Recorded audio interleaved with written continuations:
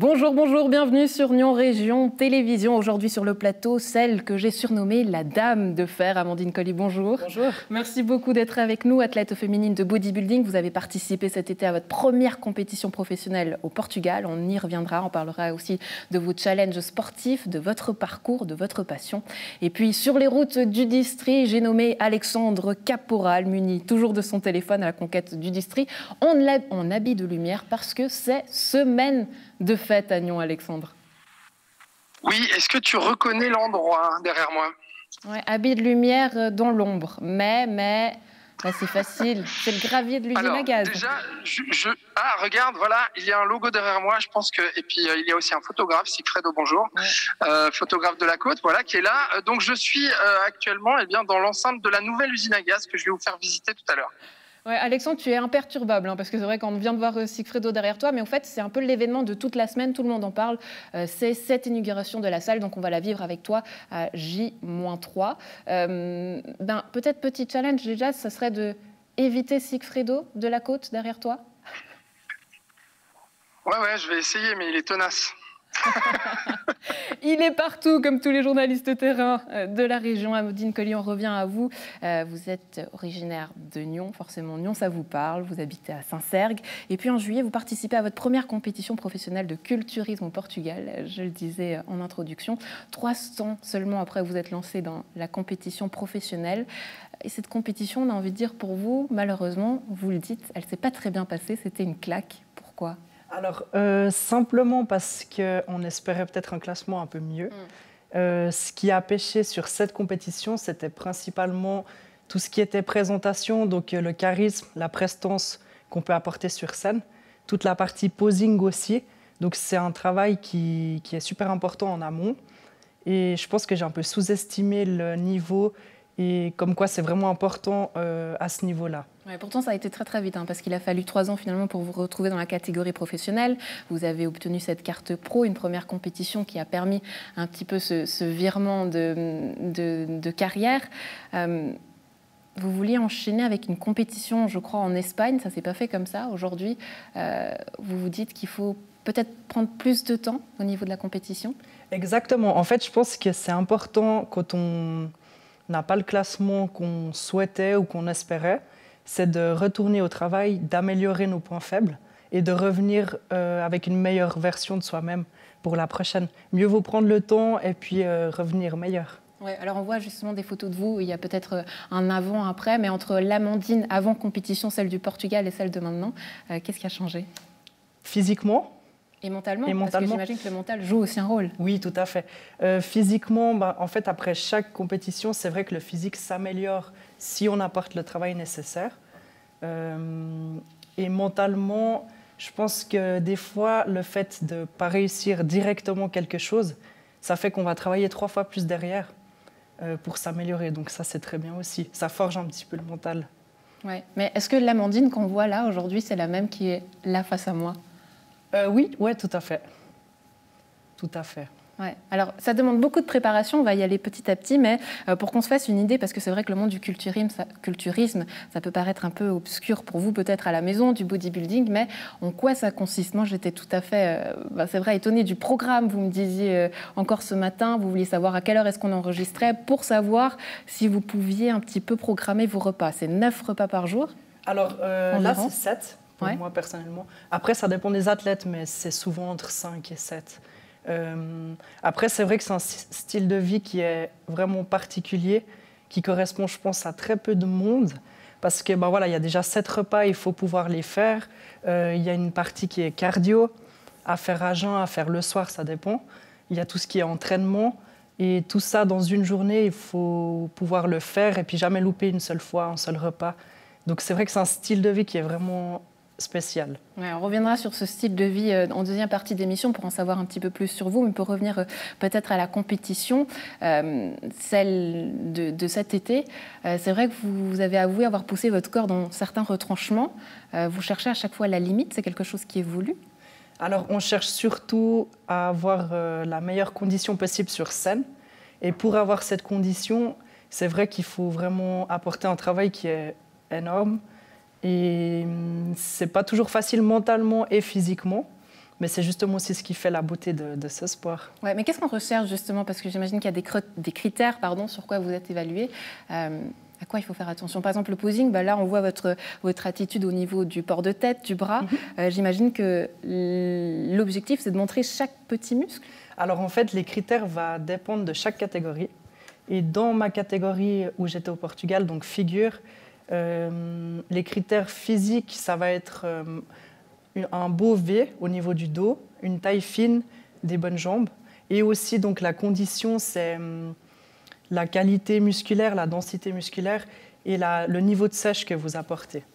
C'est ce niveau de sèche qui est justement assez extrême, c'est-à-dire que vous me disiez en termes de juste même quelques minutes avant de monter sur scène, on compte pratiquement ses pas.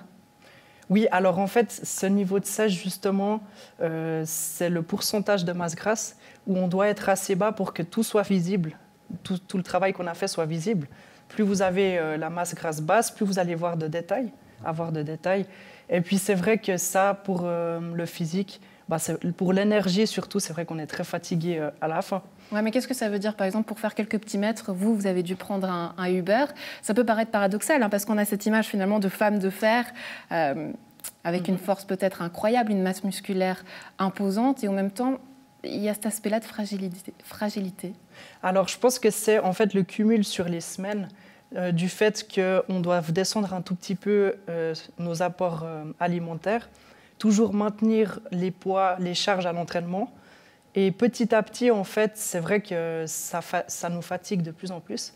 Et après, sur la dernière semaine, pourquoi on doit faire attention à nos déplacements et tout, c'est surtout pour éviter, par exemple, la rétention d'eau, ou s'il fait trop chaud, qu'on marche trop, là, on va faire de la rétention d'eau. C'est tous des petits détails qui vont se voir sur le physique. Oui, c'est-à-dire que le corps, aujourd'hui, votre corps, c'est un instrument de travail, il est millimétré comme une horloge. Exactement, c'est ça. Ouais.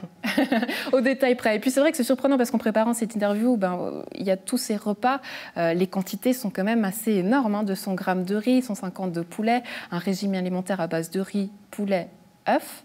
Ça, forcément, ça conditionne aussi votre quotidien. Oui, tout à fait. Après, je pense que c'est aussi une partie qui est importante dans le sens où... Comment expliquer ? C'est un choix de vie. Voilà, c'est ça. Et puis, c'est ces éléments-là qui vont permettre d'avoir tel résultat.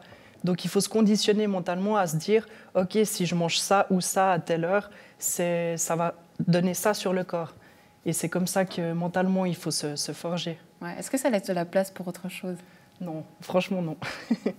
Donc aujourd'hui, le quotidien d'Amandine Colly, c'est 100% dévoué au sport et à l'alimentation. Votre mental, votre physique, il ne peut être que dévoué à ça. Tout à fait. Ça, et puis la partie aussi coaching que j'aime beaucoup faire aussi. Ouais. Ça fait partie de votre profession à côté, un petit à côté pour avoir du rendu professionnel. Donc j'imagine que l'usine à gaz, là où on va retrouver Alexandre, ça c'est quelque chose, les activités, le social, les amis. Alors, ça fait 3 ans que j'ai mis ça de côté, justement. Je pense que ça demande vraiment beaucoup de focus. Il faut avoir en fait une vision tunnel, être concentré sur ce qu'on fait. Et puis malheureusement ou pas, c'est mon choix. Mais les sorties, les restaurants et tout ça, c'est pas possible. Ouais, on va y revenir d'ici quelques instants parce que forcément, on a envie de vous poser la question. Si le burger, ça ne vous tente pas, mais on saura un petit suspense pour tout à l'heure. Mais est-ce que vous avez peut-être un joli souvenir de l'usine à gaz, puisque vous êtes né à Nyon, de cette mythique salle de spectacle? Alors, je suis allée une fois, ça doit faire peut-être 5 ans. Déjà, le bâtiment est magnifique en lui-même. Et puis, je me souviens qu'il y avait une bonne ambiance aussi ce jour-là. Je crois que j'ai plus trop d'autres souvenirs, mais un bon souvenir quand même. Ouais. Alors le bâtiment a complètement été rénové après 3 ans de travaux. Alexandre, à quelques jours justement de cette inauguration, j'imagine que ça fourmille de partout. Alors Alexandre, tu es en version muette ici en plateau, donc je n'ai pas de son. Donc je pense que tu dois brancher ton son, mais je ne peux même pas lire. C'est effectivement mieux, c'est mieux d'activer le micro, effectivement, tu as raison Andrea. Ouais, donc je suis devant, je suis dans la cour en fait, de cette usine à gaz. Et puis donc, on voit derrière moi l'ancien bâtiment qui se trouve ici. Là, il y a donc le nouveau logo. Et puis moi, je vous fais rentrer là-dedans, c'est-à-dire le nouveau bâtiment qui va abriter donc une nouvelle salle de spectacle et puis des loges aussi, des appartements d'artistes. Je vais vous faire visiter un petit peu tout ça. Donc là, je rentre dans cette enceinte de ce bâtiment, voilà, qui a donc nécessité, on le rappelle, plus de 3 ans de travaux ici à Nyon. Donc là, on est dans le hall simplement de ce nouveau bâtiment de l'usine à gaz. Donc hall qui se veut être un lieu de restauration, un lieu convivial. Je vais essayer de me faufiler un petit peu. Mais tu sais ce que c'est, Alexandre? Derrière toi, il y a des lignes là. Non, pars pas plus loin. Juste derrière toi là, il y a des lignes qu'on voit à l'écran. Est-ce que tu sais ce que c'est? Non, il va falloir que je pose la question. Tu veux dire ce qu'il y a sur le mur? Ouais, toi tu l'appelles comme ça, ce qu'il y a sur le mur. On essaiera d'avoir la réponse d'ici quelques instants. À toi de savoir, okay, justement. Challenge. Mais petit challenge, ouais, que tu puisses découvrir. Et puis on continue la visite avec toi alors. Exactement. Donc voilà. Donc derrière moi, on voit des artistes qu'on ne va pas déranger puisqu'ils sont en résidence et là, ils sont actuellement en pause. Et donc là, toujours, je quitte cette cafétéria donc pour rentrer ici dans un corridor qui mène au bureau de l'usine à gaz. L'administration et les bureaux, des personnes qui travaillent ici à l'année. Alors, je vais quand même frapper avant d'entrer. Bonjour tout le monde. Voilà les bureaux de l'usine à gaz. Et puis donc, vous voyez, Maï Colli, qui est programmatrice. Bonjour. Alors, on la devine plus ou moins, Alexandre, je pense même. Ça va être super, on se réjouit vraiment. Comment, Andrea?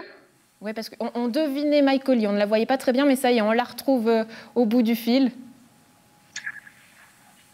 On vous a retrouvé. Il faut que j'arrive à cadrer. En fait, il faut que je m'agenouille, en fait, c'est ça. Hein. Non, c'est très bien. Ah oui, lève-toi, Maï. Oui, lève-toi, magnifique.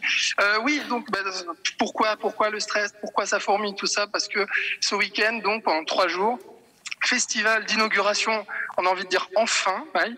Enfin, ouais, on se réjouit de retrouver l'usine à gaz et le public, ça va être super. Le travail d'une programmatrice, là, maintenant, à J-3, qu'est-ce que c'est? Moi, je m'occupe aussi de la production, donc c'est-à-dire que je m'occupe de l'accueil des artistes, toute la gestion en amont, l'organisation. Donc ça prend pas mal de temps. Et je me réjouis de les voir sur scène aussi, tous ceux que j'ai invités. D'accord, merci beaucoup, bon courage. Merci. Voilà, toujours dans ces bureaux. Puis on va essayer d'aller dire un mot à la directrice Karine Grasset qui est à son bureau. Voilà, en plein travail. Bonjour Karine. Bonjour. Comment allez-vous? Je ne sais pas tellement comment répondre à cette question. C'est l'effervescence, la J-3. Oui, c'est de l'excitation et puis c'est en même temps l'inquiétude forcément, quoi. Est-ce qu'on a pensé à tout? Est-ce que tout le monde sera prêt? Est-ce qu'il y aura du monde? Est-ce qu'il y aura du monde? Voilà. En tout cas, quand on pénètre ici dans ce nouveau bâtiment, on a l'impression que tout est prêt. On essaye on fait de notre mieux. Bon, on va vous souhaiter bon courage alors. Merci beaucoup. Voilà, et puis du coup, donc derrière moi, il y a cette porte et c'est Clotilde. Viens donc Clotilde. Comme ça, tu vas pouvoir dire bonjour aussi. Clotilde qui est attachée de presse. Voilà, bonjour Clotilde. Ouais, responsable communication. Ah voilà, d'accord. Responsable communication qui m'ouvre donc cette porte. Mais qu'est-ce que c'est les amis? Eh bien, allons-y. Hop. Nous pénétrons là, en fait, dans ce qu'on appelle les appartements des artistes qui vont venir ici en résidence. Viens m'expliquer un petit peu à l'image, Clotilde. Alors, l'usine à gaz, on a effectivement cet appartement avec 4 chambres qui peuvent loger jusqu'à 8 artistes au total, avec espace convivial. On a présentement le collectif Delgado Fuchs qui a accepté qu'on entre, donc c'est chouette de leur part. Et c'est un espace qu'on met à disposition des artistes quand ils viennent soit en résidence, en coproduction, co-création ou selon comment pendant des spectacles pour qu'ils aient un endroit pour se reposer, voire dormir si c'est pertinent. Donc autant dire que le public n'a pas du tout accès à ce genre de chambre. J'ose, Clotilde, montrer. Voilà donc le type de artistes qui se trouvent de l'usine à gaz. Donc voilà. Et puis dans ce grand couloir, il y a combien de chambres au total? 4 chambres, 8 lits. Voilà, 4 chambres et 8 lits ici, et puis donc des douches également, et puis un petit endroit, voilà, magnifique. Bonjour. Voilà, ici pour que les artistes puissent se reposer, et puis ici, douche, WC, et puis un accès pour redescendre à l'intérieur du foyer. cette usine à gaz. Donc là, je vous fais vraiment faire un tour complet. Et alors, Clotilde, Andrea se demandait qu'est-ce que c'était ces traits, ces bandes qu'on voit sur le mur. Alors bien sûr, ces lignes, c'est une fresque, une œuvre de Pierre Schwarzmann, qui est un plasticien de Nyon et de la région. Il a travaillé à Gland, sauf erreur. Et c'est une commande de la ville de Nyon. On s'est dit que, voilà, ils se sont dit qu'une œuvre d'une personne locale ici, ça manquait un peu, afin de compléter la proposition artistique et culturelle de l'usine à gaz. Elle a été faite en juillet et sera donc présentée au public en même temps que l'inauguration.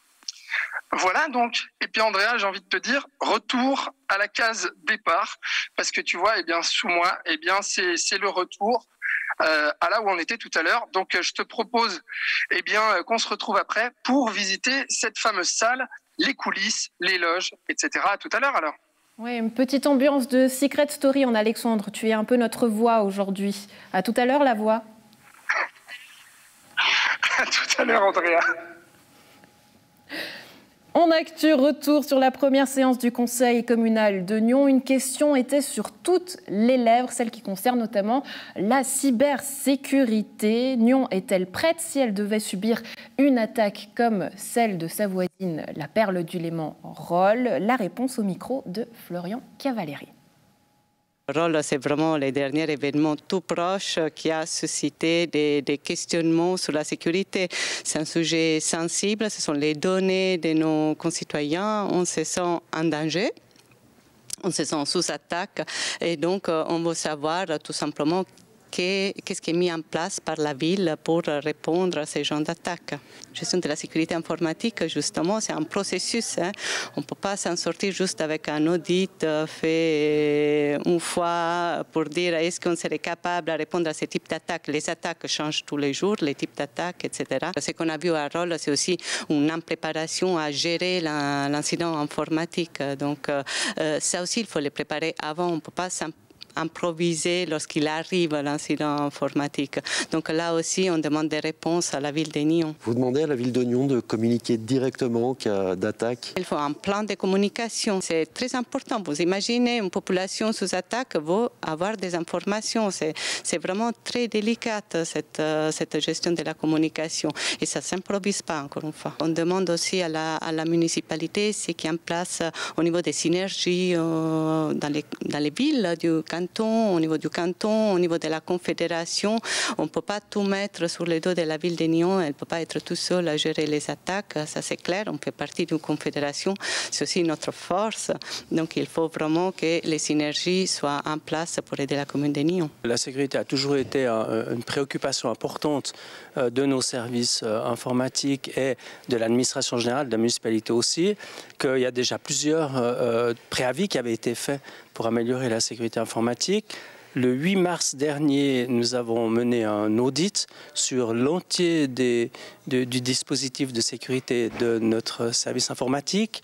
Il y a quelques jours, j'ai demandé à un mandataire d'examiner tout notre système pour voir si nous pouvions être victimes d'une attaque du type de celle de Rolle. Si on regarde un peu les origines, les failles qui ont permis aux pirates de rentrer dans le système informatique rollois, on peut dire qu'il est peu probable qu'une telle attaque puisse se produire sur notre système. On a l'impression que les communes sont un peu laissées toutes seules à se débattre contre ces problèmes de cyberattaque. Est-ce que vous avez cette impression ou est-ce qu'au contraire, le canton, voire la confédération, vous épaule? Bon, notre système informatique est lié avec celui du canton. D'ailleurs, tous nos mails qui arrivent sur la boîte de nyon.ch passent par le canton. Donc on a des accords avec le canton. On paye d'ailleurs pour ça. Donc on n'est pas tout à fait seul, mais comme toutes les entreprises, chacun doit trouver, selon la grandeur de son entreprise ou la grandeur de son administration, des solutions. Il existe un certain nombre de rencontres entre les responsables d'informatique des grandes villes ou des cantons. On n'est pas tout seul, mais nous sommes seuls à être responsables. Une première séance qui avait lieu, vous l'aurez peut-être connue, dans la première salle de l'usine à gaz, la grande salle. On la découvrira tout à l'heure aussi avec Alexandre et son téléphone. On revient au monde du culturisme avec vous, Amandine Colli. Vous commencez dans la vente, puis vous faites un brevet pour être personal trainer. Vous arrivez ensuite avec cette carrière de professionnel. On a compris finalement que c'était une vie de solitaire. Est-ce que ça, c'est toujours comme ça quand on est dans le monde du culturisme? Vous êtes très peu, hein, c'est vrai, en Suisse, une dizaine, mais est-ce que c'est la même expérience pour tout le monde? Est-ce que c'est le même retour que vous avez peut-être de vos collègues? Alors, il y en a qui arrivent à trouver une personne qui comprend le style de vie, mais c'est vrai qu'il y en a aussi pas mal qui sont solitaires, surtout dans tout son côté d'athlète et tout ça. Donc c'est vrai que ça reste une discipline assez solitaire, je pense. Ouais, pourtant, vous êtes soutenu par votre famille, hein. Vous disiez que ça, c'était quelque chose d'assez facile à avoir fait accepter à la famille, qu'elle était assez tranquille avec ce rapport-là à partir du moment où elle a compris que vous deveniez professionnel, mais solitaire dans le fond parce que vous vous interdisez vous-même de dire certaines choses. Aujourd'hui, l'aspect émotionnel, il faut un peu le laisser de côté. Oui, tout à fait. Je pense que justement, ça fait partie aussi de tout ce qui est mental. Il faut réussir à se conditionner pour que les autres ne sentent pas si, par exemple, à la fin d'une préparation, on a faim ou quoi que ce soit. Il faut partir du principe que ce n'est pas eux qui ont décidé de faire ça, mais c'est nous-mêmes. Et je pense que ce n'est pas eux d'en payer les frais d'un côté. Donc des fois, le fait de garder ses émotions, garder nos ressentis, c'est aussi important pour protéger son entourage. Comment vous vous ressourcez du coup? Parce que c'est vrai que j'imagine que c'est difficile lorsque on est seul, qu'on peut se sentir seul. Ça passe par quoi? Alors je pense que toute ma ressource et entre guillemets ma thérapie, c'est justement quand je suis à l'entraînement, simplement. C'est vrai que le fait de s'entraîner, le fait même de faire du cardio, c'est la chose qui me permet d'évacuer la pression, le stress, les émotions. Donc c'est comme ça que j'arrive à avancer.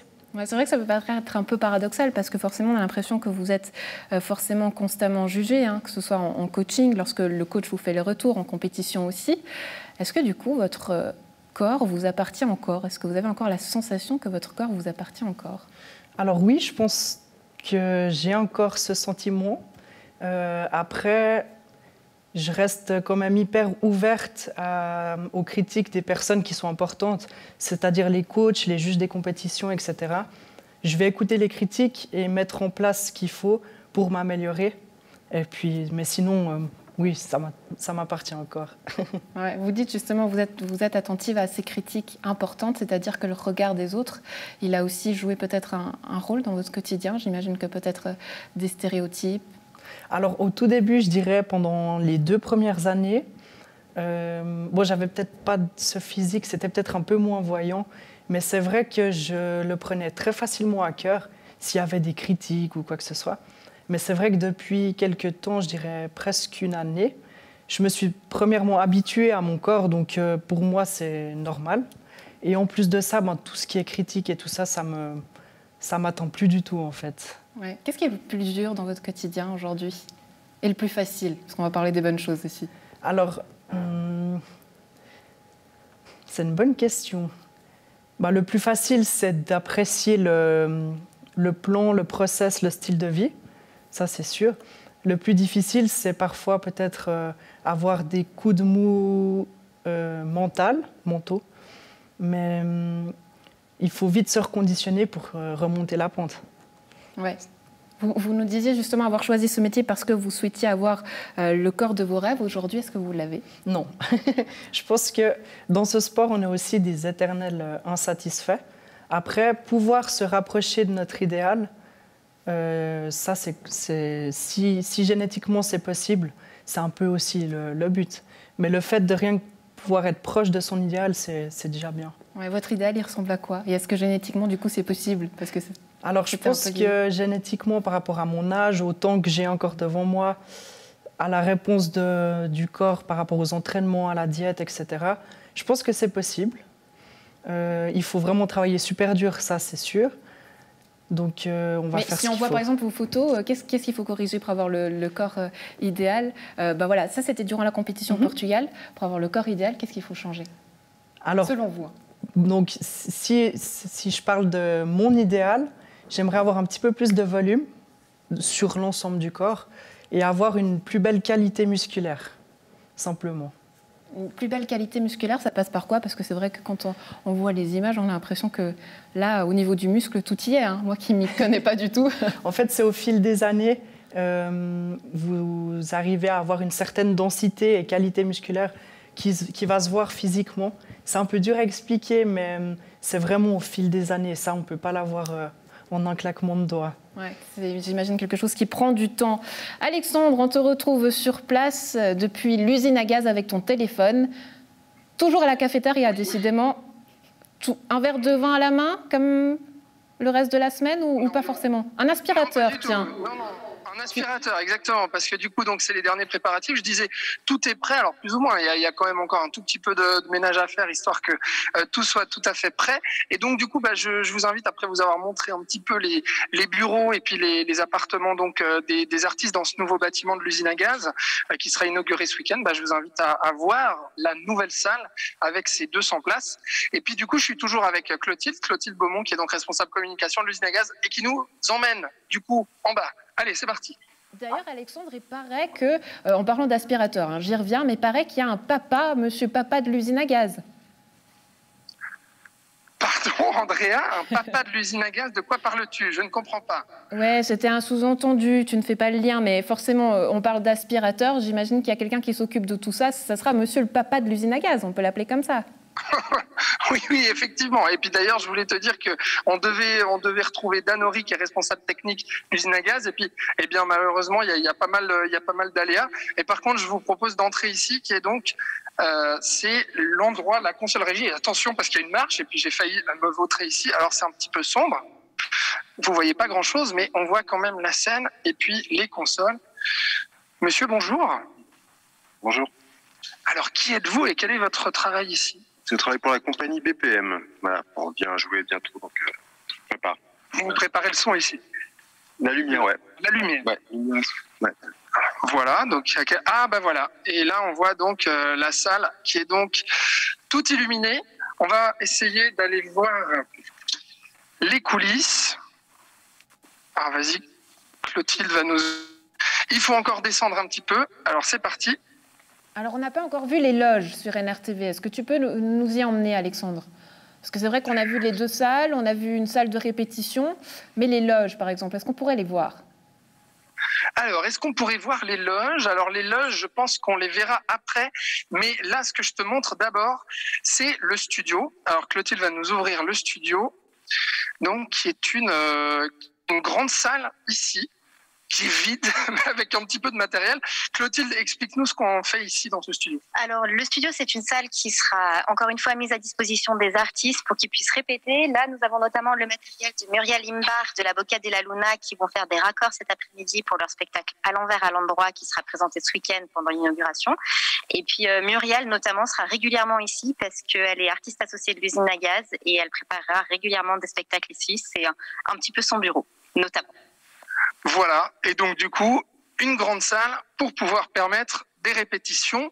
On continue dans les couloirs de ce sous-sol. On est au moins 2, donc, de cette usine à gaz nouvelle.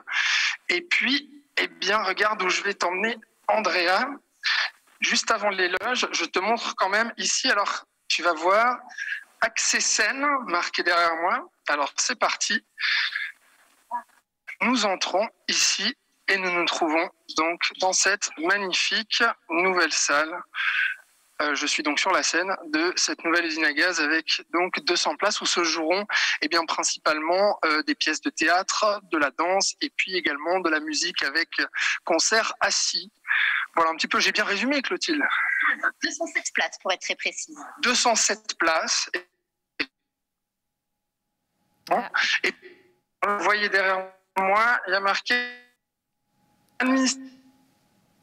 Alors Alexandre, on te perd un petit peu. Ce que je te propose, c'est que tu...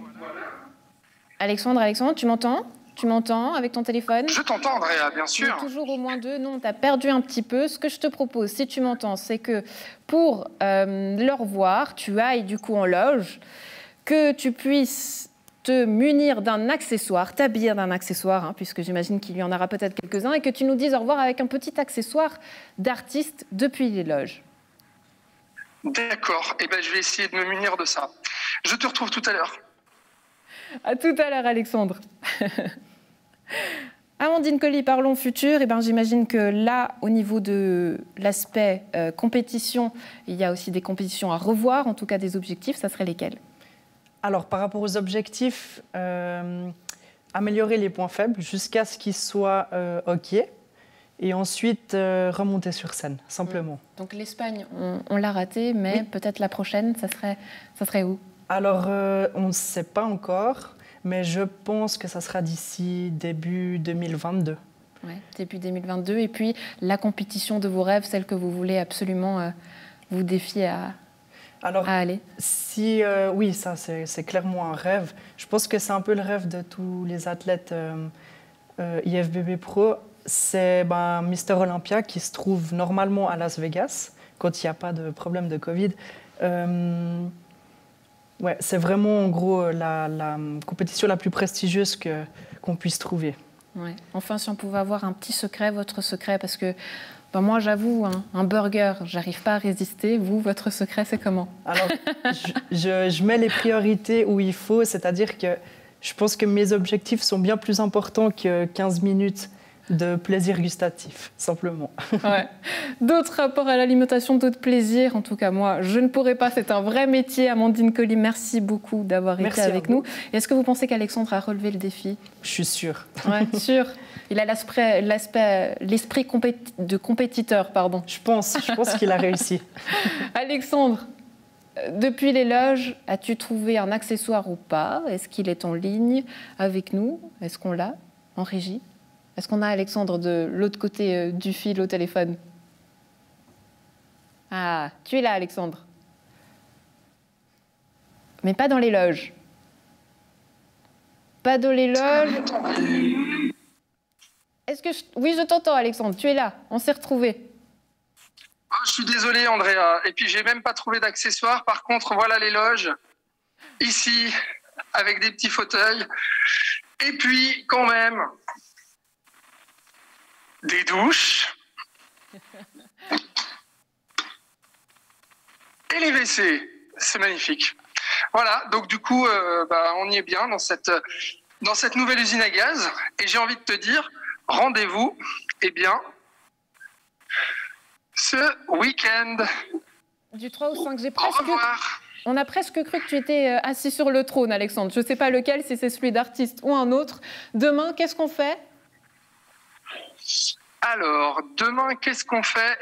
On s'en va à la montagne pour parler musique, toujours, avec l'association Osmosis qui organise des concerts à l'aube. Mais je ne vous dis pas encore le lieu. Ouais. Une vie d'artiste, Alexandre. Merci beaucoup d'avoir été avec nous. À demain, Alexandre. Ciao, ciao. Merci, à demain. À la maison, un plaisir d'avoir été en votre compagnie. Bonne suite de programme sur Nyon Région Télévision.